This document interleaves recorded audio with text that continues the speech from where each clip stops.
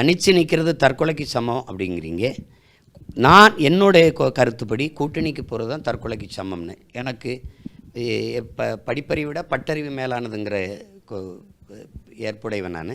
அந்த அடிப்படையில் என் முன்னவர்கள் செய்த தவறுகள் இருந்து இந்த பாடம் கற்றுக்கொண்டவங்கிறதுல இந்த இடத்துல உறுதியாக இருக்கிறேன். நான் முதல்ல உங்களுக்கு தொடக்கத்தில் விளக்குனேன். இங்கே கூட்டணி யாரோட வைக்கலாம்?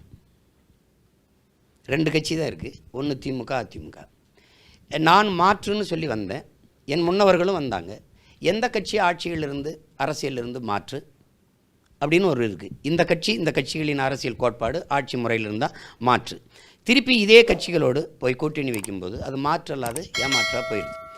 இப்போது இந்த கட்சிகளில் ஊழல் லஞ்சத்தை ஒழிக்கணும், எல்லாருக்கும் பொதுவான எல்லாரும் மனநிலையும். எந்த கட்சியோடு சேர்ந்து அதை ஒழிக்கலாம்.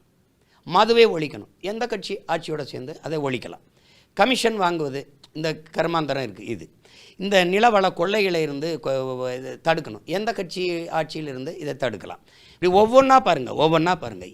இதில் இந்த டிஎம்கே ஏடிஎம்கே இதில் ஒரு மாற்று சொல்லுங்கள். இந்த கட்சியிலேருந்து ஜஸ்ட் இது பெட்ரு. அந்த கட்சியில் அண்ணா கொடியில் இருக்க மாட்டார், இந்த கட்சியில் கொடியில் அண்ணா இருப்பார். இதை தவிர வேறு ஏதாவது கொள்கை மாற்று இருக்கா சொல்லுங்கள். இந்த கட்சிகளோட கூட்டணி சேர்ந்தால் ஐயா நீ எலக்ட்ரல் பாலிடிக்ஸ்னு ஆங்கிலத்தில் வாக்கு வங்கி அரசியலுக்குள்ளே நம்ம போயிட்டோம்னாலே, இப்போ வாக்கு வங்கி அரசியலுக்கு போகாமல் திராவிடர் கழகம் மாதிரி ஒரு சமுதாய இயக்கமாக இருந்தோன்னா நீங்கள் பேசுவது அத்தனையும் 100% சரி.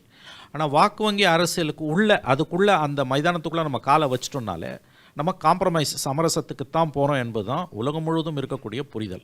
அப்படி இல்லைன்னா நம்ம அதில் வாக்கு வங்கி அரசியல் இருக்கக்கூடாது. இப்போ திரும்ப திரும்ப தேர்தலில் நின்று தோற்று போவதற்காகவே நாம் தமிழர் கட்சி தேர்தலில் போட்டியிடுகிறது என்றால், உங்கள் கட்சியில் இருக்கக்கூடிய தொண்டர்கள், அப்பழுக்கற்ற இளைஞர்களை நான் அந்த கட்சியில் பார்க்குறேன். உண்மையிலேயே இன்ஃபேக்ட் நான் நகைச்சுவையாக கூட சொல்லுவேன், சீமானை விட அவருடைய தம்பிகள் மீது எனக்கு மதிப்பும் அன்பும் உண்டுன்னு பல தடவை நான் சொல்லியிருக்கேன்.